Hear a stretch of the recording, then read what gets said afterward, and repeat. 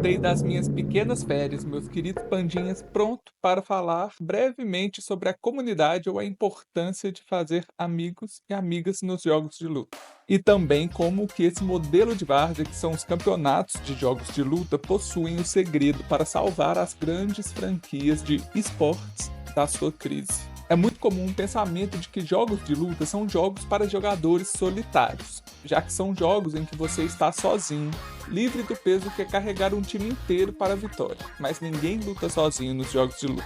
E se não tivesse oponente, os jogos competitivos não teriam graça nenhuma. Sabemos que para a longevidade dos jogos de luta é necessário uma comunidade atenciosa e amável. É nesse contato com a comunidade que o jogador novo tem sua primeira exposição com todas as experiências relacionadas com os jogos de luta que acontecem fora do jogo. Seja você um competidor profissional ou amador aficionado pelo primeiro lugar, o espectador na enxurrada de emoções quer torcer para seu time e jogador predileto, ou o casual que no fim do dia quer brincar e se divertir. Todos têm um lugar reservado na comunidade dos amantes de jogos de luta. Onde encontrar então essas comunidades? Já falei em alguns outros vídeos, mas se você der sorte, na sua cidade pode ter já uma galera que se junta para jogar. Se der um pouco mais de sorte, você consegue encontrá-los com uma pesquisa nas redes sociais e nos melhores motores de busca. E se der mais sorte ainda, você vai conseguir convencer seus amigos a jogarem com você.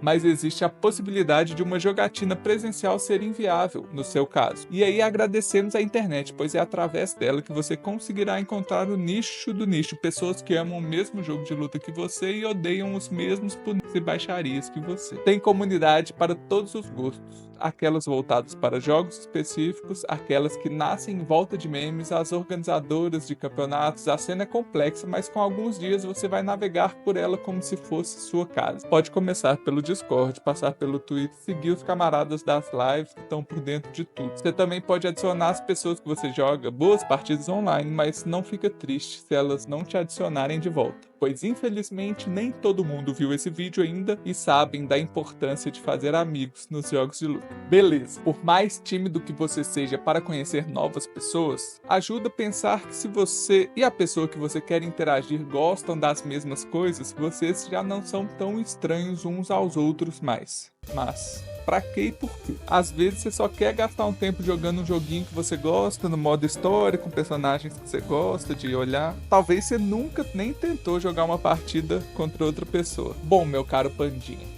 aí você tá perdendo o mais valioso que o jogo de luta pode te oferecer. Os jogos de luta são certamente uma das atividades mais sociais que você pode participar e são um dos meios mais ricos para duas ou mais pessoas interagirem e se conhecerem. Uma amizade ou um parceiro de treino no jogo de luta pode te dar uma nova perspectiva sobre os problemas que você enfrenta em suas partidas, te ajudando a ultrapassar uma barreira dentro do seu plano de jogo ou perspectiva. E mesmo que ele não te entregue uma resposta concreta, independente do fato dele ser melhor ou pior que você no jogo, o jeito com que ele joga, ou até o ato de conversar sobre os problemas que o jogo te oferece, pode inspirá-lo a tentar uma alternativa que não estava clara ou presente para você antes.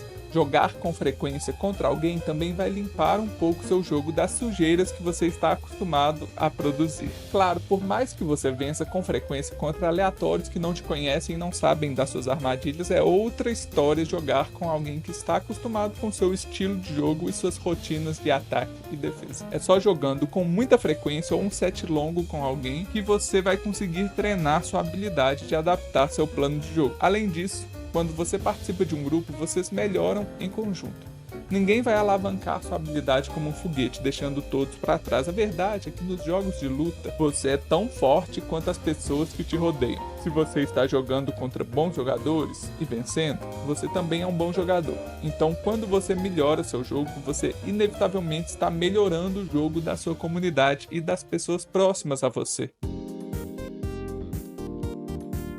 Não é só você que precisa de uma comunidade, mas a comunidade dos jogos de luta precisa de você. Diferente dos grandes jogos de tiro, MOBAs, no caso dos jogos de luta é a própria comunidade que na esmagadora parte das vezes movimenta os campeonatos e os eventos. A comunidade dos amantes de jogos de luta estabelece um modelo sustentável de existência para o cenário dentro e fora do jogo. em comparação com o que acontece com os times semiprofissionais ou novos no cenário dos jogos competitivos com mais investimento e dinheiro. Nos grandes esportes, onde a desenvolvedora organiza toda a liga, grandes times pagam milhões para competir. Muito dinheiro roda no esquema de patrocínio e tempo de tela, contrasta bastante com a cena dos jogos de luta, que na maioria dos casos não possui suporte ou investimento algum de desenvolvedoras e patrocinadores. E alguns anos atrás tinha até mesmo a Nintendo colocando vários assassinos legais a postos para executar qualquer organizador de evento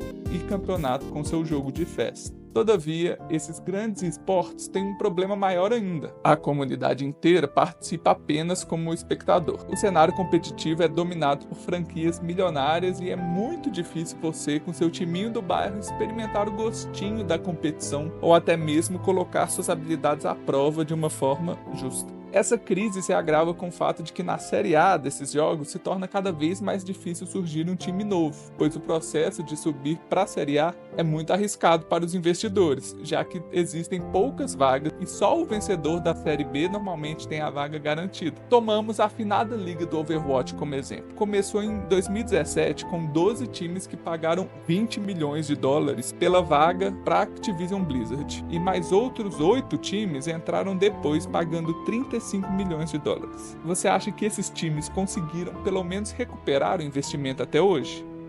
Vendendo merchandising, visualizações nas redes sociais, memes e premiação de torneio?